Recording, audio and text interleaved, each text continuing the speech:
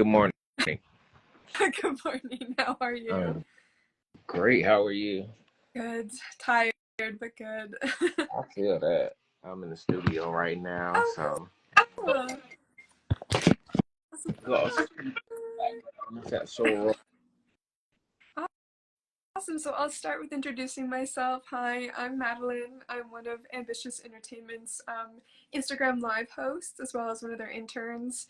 I go to Columbia College Chicago, and I'm very excited to be interviewing you today. How about you? How's your day been going? It's been pretty good. It's been a pretty full day. I'm on this interview as well. Been looking forward to it. It was in my calendar, so that's how Oh, you. nice. Cool. Well, for everybody that is here, would you be able to introduce yourself to them? Sure, sure. I'm Galaxy Francis. I'm an artist based in Chicago as well. The studio I'm in now is called Studio Shapes. We actually host some interns from Columbia uh, that you may know. Oh Um, my gosh. Program with Columbia, so that's kind of crazy. You know, you say you're attending there. So yeah, I have the studio. We're in Lakeview. Right by Lincoln Park. I'm an artist. I'm a producer. I'm an engineer. I'm the president here at Studio Shapes. And random fact about me, I cannot deny flaming hot fries. If you offer me, I will not say no. Perfect. So how would you describe yourself in 3 words if you could only use three Okay, words? I only use 3 words. Galaxy Francis amazing. Perfect. I like that because they can be used in a sentence all at That- once. That's nice. But that's the name Galaxy alone like represents a lot for me. Chose that as my stage name. I intentionally chose it for 2 reasons. One, I was like, if I named myself as my parent, what would I name myself? Galaxy. But why would I name myself Galaxy? Because I feel like I am a host of different worlds. You know what I'm saying? Who I am. So accepting all of that is what Galaxy represents for me. So boom. Nice. That's beautiful. I'm glad that you expanded on that. So one thing I want to know is why Chicago? What about Chicago inspires you? You know, the lifestyle, the culture, the community. What about Chicago do you love? Well, I've been in Chicago my whole life. I'm from Dalton. I've been in Chicago my whole adult life. Let me fix that phrase. But I think one of the most inspiring things as a Chicago artist is I came up in the open mic scene at YCA, at DePaul, even at Columbia, just throughout the city, and I learned a lot performance wise and writing wise just from people that I saw in the community. And outside of artistically, the community responsibility as well. So all of those things together, and of course, you got the high level people: Kanye, Common, Lupe, Chief Keef. The list goes on. You got all these high level people, and then you have those people that I was rubbing shoulders with. That all just kind of gave me the tools. I always had the motivation to be great, but the tools to be great, what I just described, I feel like is what brought me there. Nice. One thing I do want to congratulate you on your recent EP, KNG Volume 1, and your single Cartel. Can you share with us one of your favorite projects or collaborations and what has made it really special for you? Definitely the King Project is one of my favorite collaborations. We probably made those 5 songs really fast. We got up together maybe in like February or March of this year and made, I want to say, like 13 songs in the span of maybe 10 days. Like not even 10 days working, you know what I'm saying? I just mean like 10 calendar days. So we probably saw each other a total of 5 times in those 10 days, but we had made 12 or 13 songs in that. And that was a lot of fun. I just have a lot of fun making with him. I don't think about stuff. I'm a conceptual artist, so when I do my own albums, I'm highly conceptual. I'm thinking like what each song means and how to sequence it. And with Kenny, I can, kind of relax my mind and just more so be more emotional about the decisions on the project. I like that. So while looking at your Spotify, one of your earliest releases was Rush Hour 3 Freestyle from 2022. I wanted to know like what got you into making music in the first place Mm.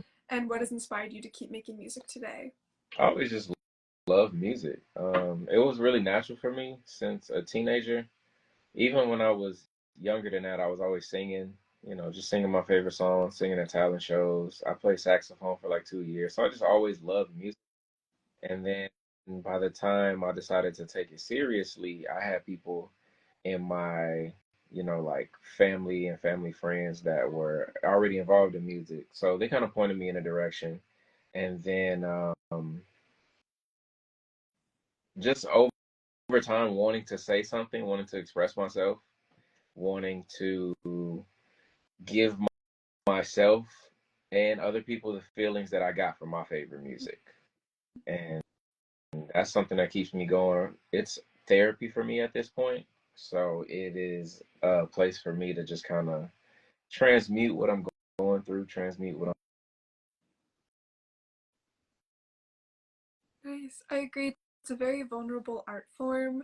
And speaking of which, can you expand on like your creative process? And oh wait, did I lose you? Oh, I'm back. All right, cool. Okay. Nice. What I was saying was, making music is a very vulnerable process, and I wanted to know if you could expand on, your creative process and how you approach making music. Um, the simplest way I could put it is when you work on being a better person, it's a lot easier to be a better Mm. artist. So I cry a lot, I journal a lot, I go out and find joy, I go out and like hang out with my friends, and that gives me something to write about. All the feelings, all of those experiences. And once I have an experience, the tools that it takes for me to get from idea to a complete song, it varies. So I might have someone send me a track like Cartel. Let's talk about Cartel since that was the track that I did recently. Both Cartel and Endorphins, those singles that released in the past couple of weeks. Moyana is behind me. She did the Yes. Cam is here somewhere. Seventh is right there for Cartel actually. And the way that that happened, let's start with Cartel. He sent me a beat pack, so maybe like 6 or 7 beats he has sent me in a playlist. And Cartel, the beat for that was one of those tracks in there. And I like to listen to music while I'm driving. So I started coming up with ideas as I was driving. And maybe after 2 to 4 drives, or maybe to and from the studio while listening to that beat, I finally got something that stuck with me. And from there, I take it to the studio, get in front of the microphone. And in between that time, I might be jotting down like lines here or there that come to me. But then when I get in front of the mic, is usually where the complete thought comes out. It might be me recording myself, punching in and out, 2 lines here, 4 lines there. Or sometimes I just show up with my phone and the notes, and I got the whole verse ready to go by the time I get in front of the mic. Mhm. Nice. Do you find that you're like inspired by everyday life and your surroundings and your community? Definitely. I try to make music out of phrases that me and my friends say. Nice. So I like a lot of stuff that I make is either that or it's me trying to find a way to say something clever in a new way. Or like words. I really like battle rap. I like battle rap and I like poetry, and they use a lot of double entendres and a lot of different ways to say the same word or split up a word so that it means different things. So sometimes, like a song like Cartel, I'm literally just challenging myself to how many times can I flip the word cartel, and then that'll usually guide the rest of the rhyming process in the whole song. Nice. I definitely felt that too in your song The Shining, especially with all the movie references. I was like, you definitely are very like cued into like pop culture as well as like cinema as well. And I'm a film major, so that song really, was a shining star to me because I was like Eyes Wide Shut, like I was like The Shining, Clockwork Orange. Like I really love those references and I wanted to know like are you inspired by cinema when you write your music Uh, too? I'm a huge film fan. I'm a filmmaker myself. Really? My own videos. If I haven't, actually directed it myself, then I produced it or wrote it. So I just that goes hand in hand for me, like film and music. Because when I make, I see the visuals a lot of times, like I imagine a scene. And with a song like The Shining, again, another moment of me trying to be silly and me being clever. I'm a big Stanley Kubrick fan, and I love a lot of his films, and I just wanted something that commemorated that in a way that was catchy. Yeah, I think you did it really well. I wanted to also talk about, as a film major, like I said, I really was really drawn to your music videos as well. They're very smart. They're not like normal camera angles, or they understand color and they are very creative. I kind of want to know like what inspires you. We kind of talked about it a little bit, but inspires you to be creative in your film art form as well. First of all, I just want to say like thank you for seeing me and like Yeah. these are intentional things that I put into my music. So for you to be somebody that is a film lover and for you to see that and hear that in my music and my videos, that means a lot. So I just want to say thank you for that Of first. course. What is I think the question was what inspires the videos, like where does that come from? I really like to bridge the gap between things that I like. I think that's pretty consistent across all of the mediums that I create across, whether that's visual, whether that's audio. And what I mean by that is what you see when you see one of my videos is a love for Wes Anderson, Stanley, Tyler the Creator, Childish Gambino, Mhm.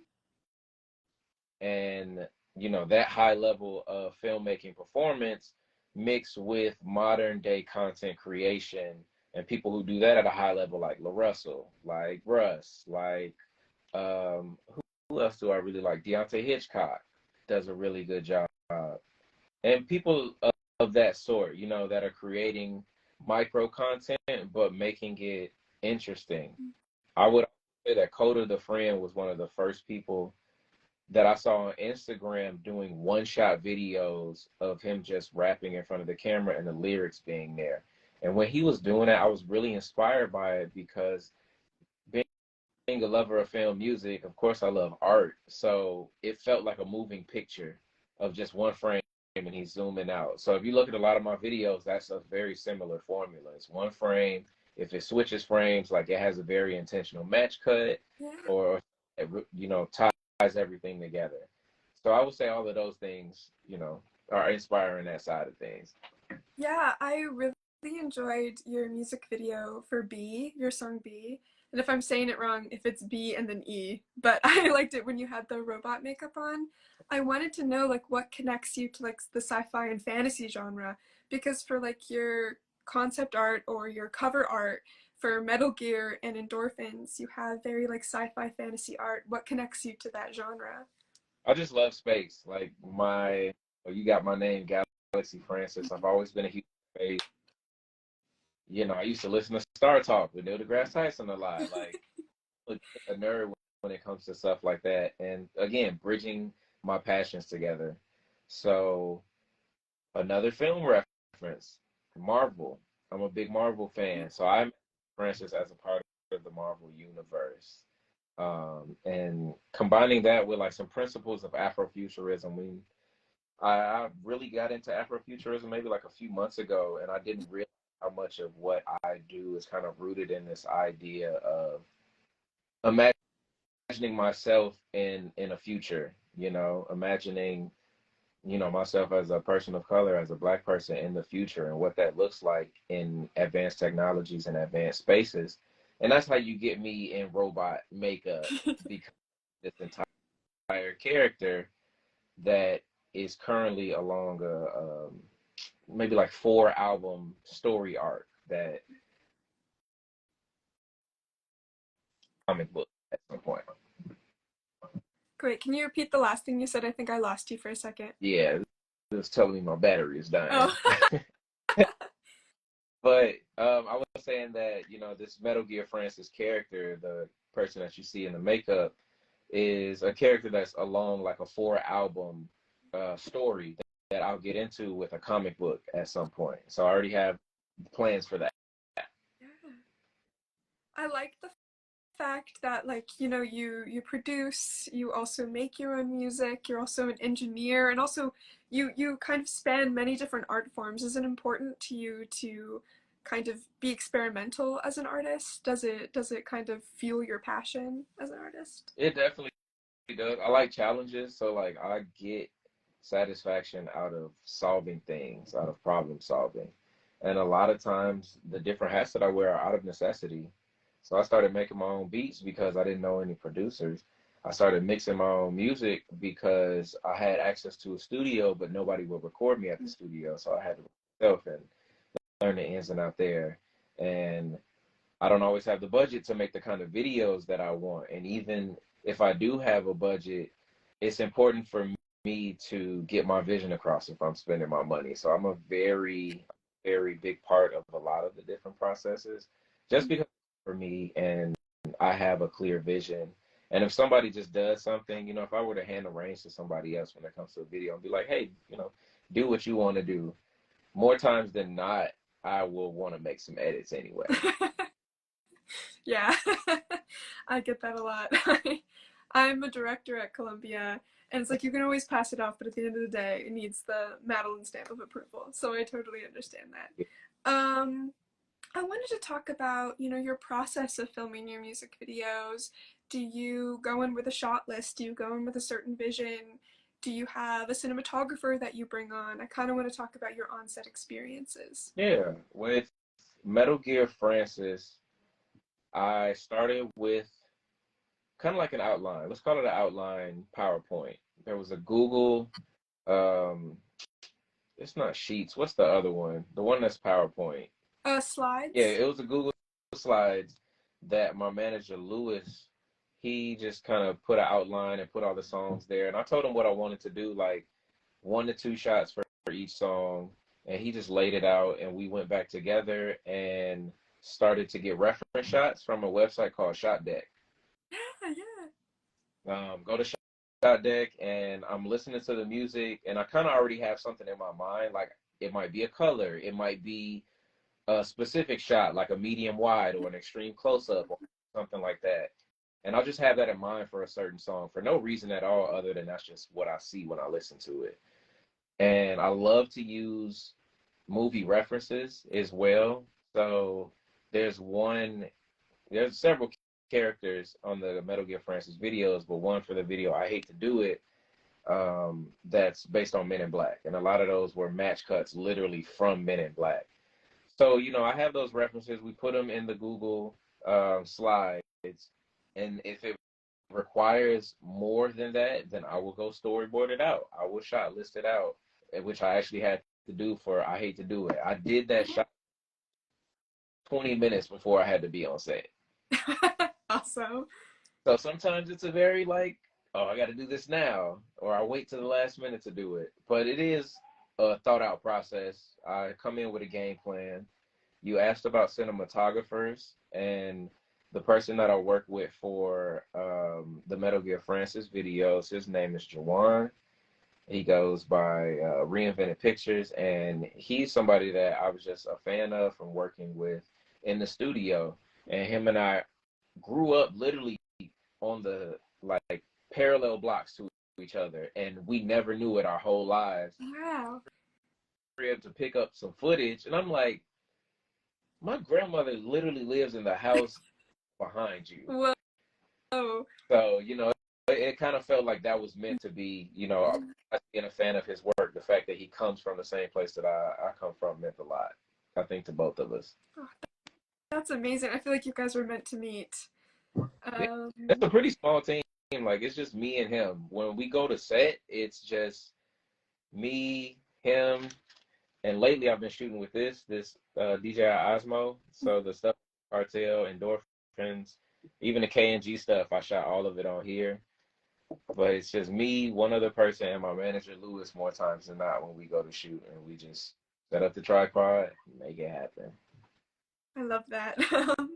I also want to know, you're in the studio right now. Um, what do you love about working in a studio? It it doesn't feel like I'm at work. That's what most is. I get to come here and work on my ideas in my free time, and when I'm not having free time, somebody's paying me to work on the ideas. So, it's a dream. Definitely. But I have a great community here that keeps me inspired. I'm surrounded by super talented people. So the well is never dry when it comes to ideas, when it comes to needing inspiration, when it comes to needing community, even to having emotional support. Like it's all here in this one space with upwards of 20 plus people on any given day. Yeah, to me, community and collaboration is everything, especially to inspire artists. Next thing I wanted to ask you is how has your love for spoken word and writing lyrics helped you as a lyricist? Mm, that's a good question. I'm almost stumped. The intention. So I really like Lupe was my first, I would say, like favorite rapper. I really liked rap, and I'm choosing my king. It was Lupe Fiasco, and he was a big like stage play writer and stage play fan. So his music is very storytelling. Like it's got your basic story composition. You got the plot, you got the arc, you got the climax, you got resolve, and that kind of goes hand in hand with spoken word to me. So when I think about those things together, it's all intentionality and it's all how it looks on the page as well as how it sounds. So if I'm at an open mic and somebody's doing a piece, my friend Sander Williams actually is a legend. He used to go by Real Talk, and he was one of the first artists that I saw in the open mic scene. And he had this song, or not a song, but he had this poem called Mr. Right. And the entire poem, it's probably like a 3 to 4 minute poem, and he's spitting from a perspective that, during the first verse, you think he's talking about a person at a bank. The second verse comes along and you realize that he's talking about writing from the perspective of the pen at the bank. Mm-hmm. You know, Mr. Wright, Mr. Write, and but you hear it and it's Mr. Right. So I love stuff like that, and that kind of set a big foundation for how I think about putting my words together with intention and both with multiple meaning. I love that. It explains your quick-wittedness in your writing as well. You get a lot of inspiration from that. I wanted to also ask you, what do you want your audience to take away from your music after they hear it? Emotion, like it's just okay to feel things. That's what I've been focusing on the most in my music these last couple of years is like, what do I feel when I listen to my music? And I put a lot of affirmations in there too. So if you're listening, like you're gonna walk away with something. I love to write from the perspective of my listener, even if it is from like my experience as somebody that loves to listen to music and knowing that people are going to be saying these words or reciting these words. I try to put something in there for people to live with. I like that. I feel like we all need more positivity. So I'm happy that you do words of affirmation. Uh, Um, so in your collaboration with Kenny Burrow for KNG, to promote your album, you do like Instagram videos and suits, and it's very like style. Like you incorporate style, but also comedy. Is that important for all your music to kind of have this blend of style and like comedy? yeah, most of my favorite movies are comedy movies or have some comedic element. You can never go wrong with comedic timing. Mm-hmm. Yeah, like, you don't tell me you don't want to laugh. Come on. I don't even think that's intentional all the time. That's just naturally what I want to create. Nice. What's one of your favorite comedies? Ooh, Step Brothers is the first thing that came to mind. So I'm gonna say Step, and I like stand up too. So I love Eddie Murphy stand up, uh, and Mike Epps. Yeah, Nice. You said that you listen to or are inspired by videos by Childish Gambino. Have you seen Donald Glover's stand up as well? I I think it's still on Netflix. that is the one Donald Glover thing I couldn't bring myself to end. Really? Wow. I like his stand up. I think he's good. He did this whole thing on like babysitting that I remember at the time I was a babysitter and I liked it. um, anyway, I also want to ask you, you do a lot of collaborations. I wanted to know what do you love the most about collaborating with other artists? It takes pressure off of feeling like you got to do everything yourself, and it gives me an opportunity to lead as well. It gives both parties the opportunity to lead and also give up some control. So it's a nice exchange of ideas, of energy that it just takes me out of my norm, of my comfort zone, and a lot of great things happen there. Nice. Do you find that your past collaborations or even your future collaborations have helped you kind of solidify your voice as an artist? I think so.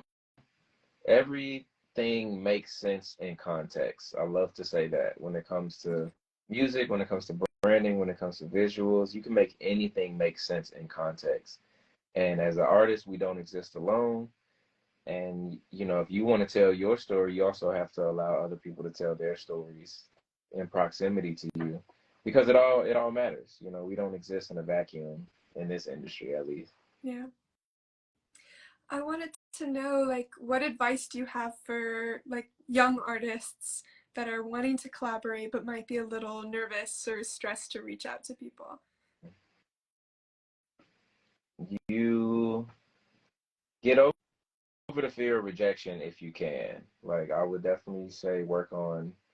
You're gonna get told no in this industry a lot, and you have to be okay with being told no and realizing that not every door is for you to walk through, and that's okay, because the one that is for you to walk through is the one that you're gonna walk through and you're gonna feel welcome, and that's the one that's meant for you. So having faith, having patience that those things will happen, and that the doors that don't open for you aren't the ones that they're not meant for you. So it's okay to send that DM to say, hey, you will be surprised how many people will respond to you if you just say, I'm working on some stuff. Can I send it to you? I'm a fan of yours. A lot of things happen that way. A lot of collaborations happen that way. Go out into the real world and shake hands with people. I have social anxiety, so I know how crazy that sounds to some people. But something that helps me out is like nobody cares. Be yourself. If you just yourself, your tribe will find you. Mm-hmm. And you got something to say about it, don't matter for real. Yeah, and I agree. I think everything happens for a reason too. Like even the people who say no and like versus the people who say yes, that to me also happens for a reason. Um, Sometimes no is also not now. yeah, exactly. Exactly. And for me, my mom always says this to me, it'll always be no if you never ask. So Mm, never be afraid to say, can we please? um, I also want to know, like, as an artist, have you found that it's important to advocate for yourself? in what way? Kind of just if ever there was a time where you have a collaboration and they want you to kind of not be your own personal style, they want you to change in order to fit a mold. Have you found that your specific style you've had to, fight for, or you choose to advocate for your own personal style instead of fitting a mold of what maybe the industry wants you to be? Luckily, I don't collaborate with a lot of people that make me feel that way. But in collaboration setting, like, you want your ideas to exist, and you can always speak up for them in the situation where you're working with other people. I would recommend being flexible, because not everything has to go your way. But if you stuck on something, your heart is set on something, I've definitely wanted certain sounds or certain parts of a song, to stay in or to be removed. But more times than not, I don't really have that problem. A lot of people trust my ear, luckily. I'm glad. Um, I also have like, what advice do you have for artists who are wanting to get into the music scene, but they feel discouraged or they're scared to? What advice do you have for them? Confidence comes from repeated preparation. Mm, And I say that because in any room or field that you go in, when you are starting out, like you're gonna feel out of place. But the more you practice, the more you prepare, the more confidence you can feel when you walk into these spaces. So accumulate as much knowledge as you can. Be a student of the craft all the time. You're never too good to learn from somebody. And to go back to advocating for ourselves as artists, get educated on the business side as much as possible. Understand just as much about what goes into the business. At, at least 50% of your, let's say if your capacity for creating is like at 100%, designate at least another 50% to understanding what the business mm. is. So you can bring on somebody else to compensate for another 50% of that business that they can focus on. But you always want to advocate for your rights as a writer, as a producer, whatever role that you have. Knowledge is power. It's cliche, but legit knowledge is power when it comes to this industry. So learn as much as you can, get around people that are doing what you're trying to do. And also feel free to come to Studio Shapes because we have Wednesday wind down events every other week where you can meet somebody that's doing what you want to do. Thank you for doing a shout out for that. And I agree with you. Knowledge is power. And I want to know, how has your family and your friends and your community supported you as an artist? I am blessed to have like family that wholeheartedly believes that I'm doing something positive with my life, that thinks that, that believes in what I do. If I don't have the motivation to do it for myself some days, they give me the motivation just knowing that I have somebody that doesn't give up on me. My dad, my grandmother, my mom, and then the people around me, the community in this building that I'm in. They believe in me, you know, to the point where sometimes I'm like, do I even deserve the fact that y'all for me? And I absolutely do. But I'm blessed to have people that make me feel that way, to where it's overwhelming, to where it's, I definitely feel the love. I don't Good.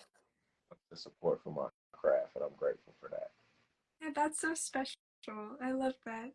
I also know we kind of tiptoed around it a little bit, but what's some of your music inspirations? I have a lot. I have a lot of inspiration.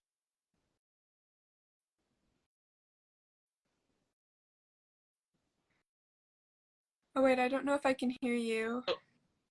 Phone trying to die again. Oh, there you go. You're back. But I was saying rap is a given. I listen to a lot of Future. I listen to Uzi. I also listen to a lot of myself. I ain't gonna lie. No, that's good. And R&B, like if I'm not listening to those things, I am always looking for new music too. There is a group called Mother Nature.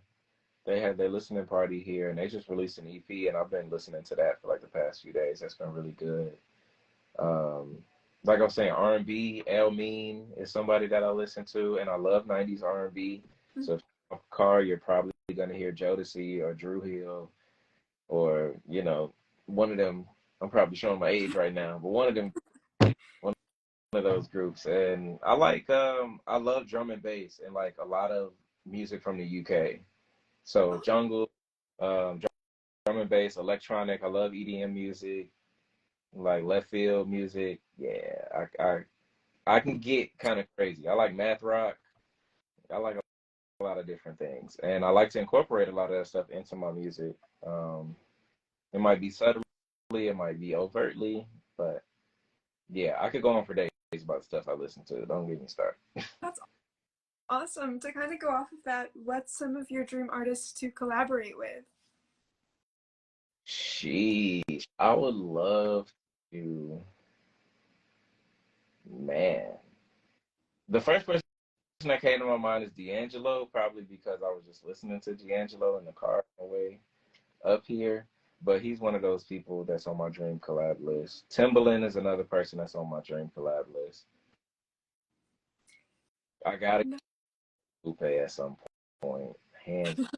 If I could time travel back to like 2012 and get in the studio with Kanye, hell. Specifically 2012 Kanye though. This is like dark twisted fantasy Kanye. Nice. Good music Kanye. Like that's the kind I love the most. Kid Cudi, Kendrick Lamar is probably his influences actually when it comes to rap, when it comes to visuals. Donald Glover, I would love to collaborate with him, whether that be on film or whether that be music. Like I think the artist Don Toliver, Charlie Wilson. I need the Charlie Wilson. I need the Charlie Wilson feature. Brent Fayez. Um, man, the list is long. The list is definitely long when it comes to that. That's good. I'm excited for you. I'm excited for your future. Um, I also want to know, we talked about films earlier, but are there any other type of art forms that inspire you as an artist? Art, like multimedia art. So I love to go to the MCA here. I love. There was an artist exhibition that they had. I want to say earlier this year, starting maybe last December. It was an artist named Faith Ringgold, and she does so many different mediums from woven fabric to acrylic paint to photography to children's books to videos. And going to the MCA just always inspires me. At least I always leave thinking that something new is possible. Yeah. So yeah, I like art. I'm one of those I like art guys. Yeah, what's not to love about art? You're talking to an art student, so I completely agree with you on that. I want to know, you talked about having, social anxiety before. I also am somebody who has social anxiety. How do you deal with your anxiety before performing or before doing an open mic? Performing is easy because I have something to focus on. Usually what gives me anxiety is feeling like I'm just an NPC in the middle of the room. You know, I'm just standing there and I don't know, sometimes I'm like, are my arms hanging weird? All too long. I don't have anything in my hand. Let me scroll on Instagram. Somebody's probably watching this whole thing go down. You know, like I'm just in my head a lot of times. And in all of these situations, whether it's performing or whether it's, me freaking out in my mind, I bringing myself back to my breath is something that meditation teaches you, but something that because, your breath is always in the current moment. If you can focus on that, that's all you want to be in the present moment. And when it comes to performing, again, confidence is nothing but repeated preparation. So I'm very confident by the time I get to my shows because I've rehearsed it however many times, with the group, but I'm also singing every time I get in the car, every time I get in the shower, every time I'm doing my face routine, I'm doing vocal warm-ups or practicing my verses. So I don't have to worry so much about how the show's gonna run when I get there because I've done so much to not be anxious about what's gonna happen when I get there. Nice. I agree. Do you also feel like once you get to a performance, you're like, oh, I'm here to do a certain thing, so it kind of takes that anxiety of like the unknown away from you? Yeah. Sometimes that can make me more anxious though because keep in mind there are a lot of people there to see you. So I kind of have to hide away until the show or else I'll get drained from talking to everybody that's there to see me or talking to my team members about something that needs to be done. So, there is like a little buffer there that I have to create so that I don't burn myself out. Yeah. What's one thing about your fans that you love? Like when you go to a performance and you see them in the crowd, what's one thing that you love about them? They know the words. I go, I think I've done 2 shows, maybe 3 shows in the last year. And I'm I don't have to say, hey, this part of the song is when you go la la la. They, I get to that part of the song, and more times than not, either they know it or by the second time it comes around, they know it. So, like the music, and I'm grateful. I love that. How would you define yourself as a professional? What do you try to bring to like every single work environment that you're a part of? I would say I know that I have a very unique skill set in everything that I can do. So I always try to come in with a perspective of being open to just being a conduit, so to speak, of whatever the energy in that room is. I just try to be prepared to show up and translate whatever feelings are happening and to be kind, to be patient. I think we take that for granted in this industry. There isn't always a lot of that. And I learned that, excuse me, I learned that when I had I worked on my first film, like big Hollywood film this year, and I went to Oh, Canada. nice. I learned when I went there, people are not nice, bro. Mm. Like, are not nice in this industry.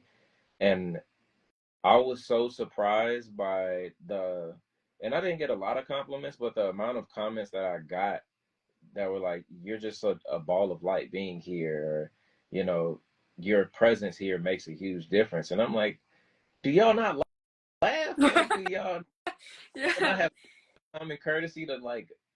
And I think what made me so different was because I was so new, and I am new to the film industry.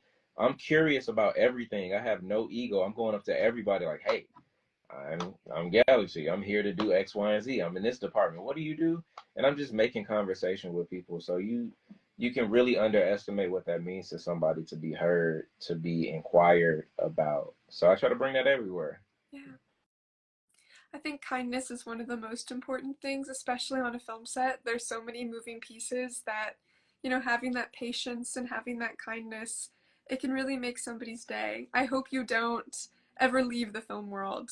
The film world is lucky to have you. We need more kindness in the film world. I would know. A lot of set experiences can be more stressful than liberating. Yes. Um, thank you. So as an artist, you've likely, faced challenges and have learned from like past mistakes, how has overcoming like challenges shaped you as, a young professional? All my life I had to fight. God damn it. That's all I know. I'm looking for a charger right now, so my phone don't die. Yeah, you got an iPhone charger? Because I got this block. I got this block, so I can just hook it up. I just need the cord. Gracias. Um, what was the question again? Can you say it again? How has overcoming challenges shaped you as an artist and made you stronger as an artist now? Oh yeah, talking earlier about self-sufficiency and like doing a lot of what I do out of necessity is because things are just difficult. You got to relax.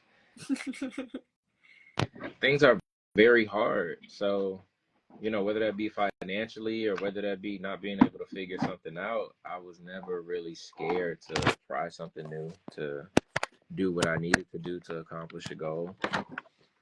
And it gives you strength, tough skin, gives you the lessons. Yeah. Yeah.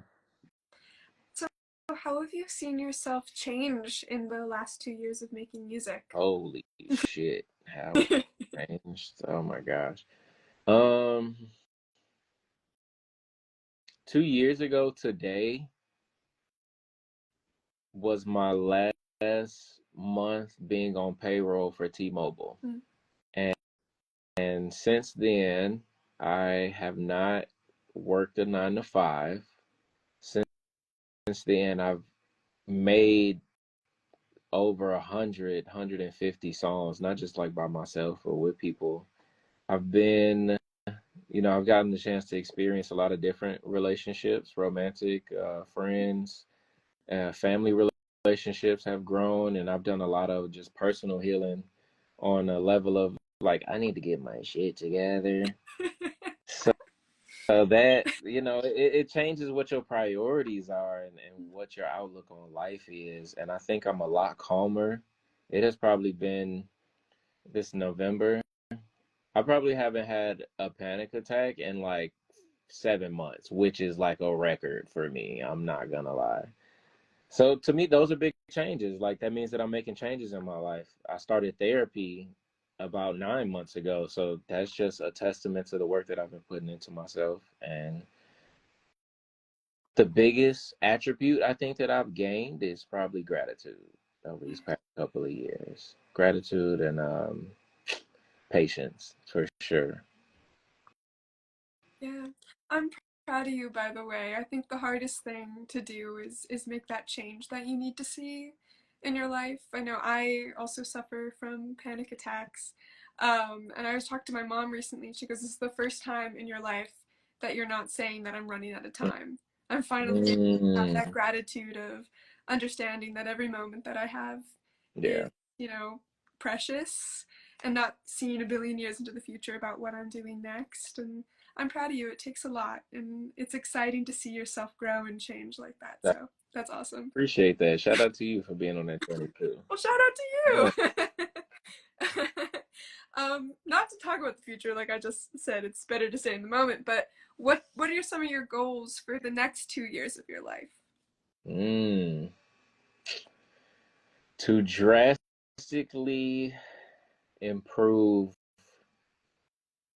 I would say if I could get better, and a shout out to Rich Robbins for this. If you know who Rich Robbins is, 1% a day, 1% better a day, then for the next 2 years, that means that I will be like 730% better. So,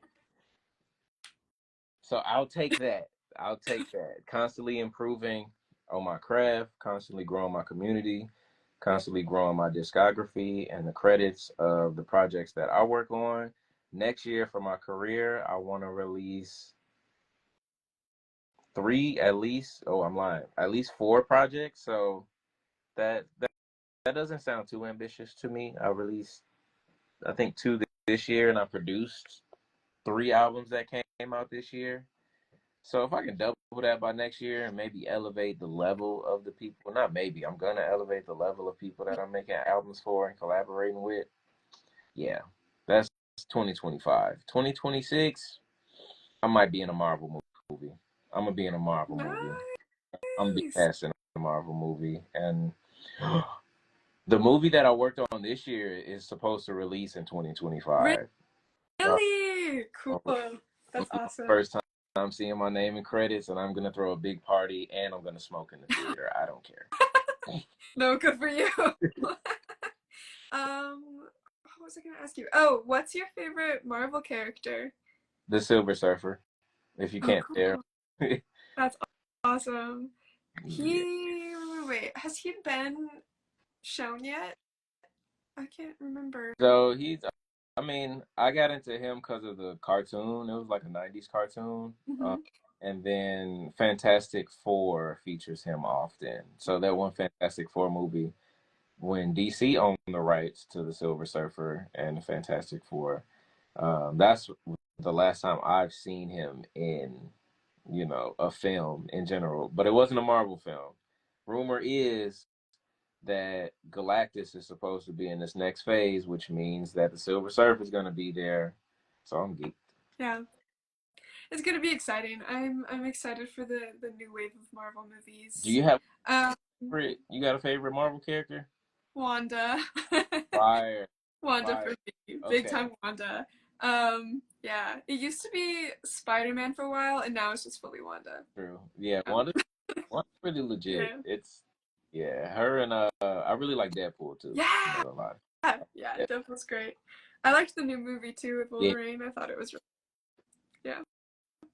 I also want to ask, what do you want to be known as an artist? Yeah, inspiration. I think that's That's where I fit in well. You know, I don't necessarily need to be seen as the best as long as I'm making an impact. I'm doing my best. That's all I can ask for. Nice. And one of our last questions, what does ambitious mean to you? Oh wait, I think we lost you.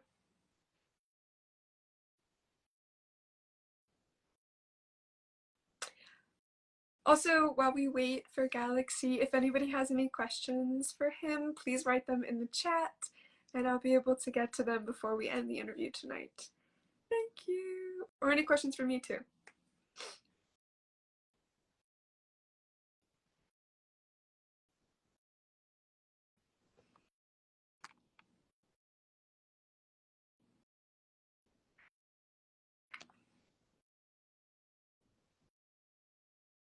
Oh, oh no! I think maybe his phone died. Well, we can take the time to maybe think about any questions we might have for Galaxy or any questions you have for me or for Ambitious. I will try my best to answer them while we wait for Galaxy to return.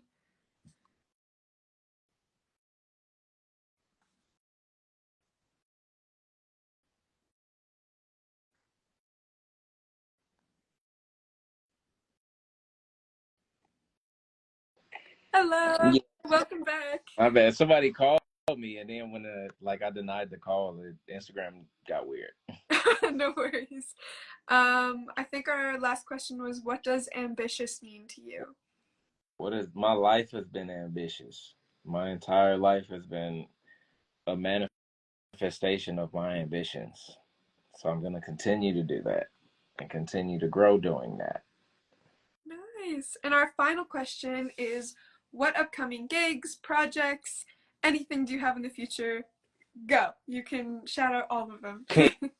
KNG Volume 1 out now. Metal Gear Francis out now. I got a show coming up December 18th. I haven't announced it yet. So this is the first place it's being announced. Woo, exclusive. Woo, woo, woo, woo, woo, woo. December 18th at Studio Shapes, I'm gonna do like a tiny desk kind of situation at the studio. And 2025, I'm dropping another album and another album and another KNG and then another album. So be on the lookout. I will not leave y'all thirsty or wanting for any content. There will be plenty of Galaxy Francis for y'all to see in the future. Perfect. Well, thank you so much for answering all of my questions and spending this almost hour with me. Thank you so much. It was wonderful to get to interview you and talk to you. And once again, please follow Galaxy Francis at Galaxy Francis on Instagram. And thank you again for spending time with Ambitious Entertainment. Thank you. Awesome. I look forward to see what you're going to be doing. And Absolutely. have a good night. You too. Stay in touch. Thank you. I will. Bye bye.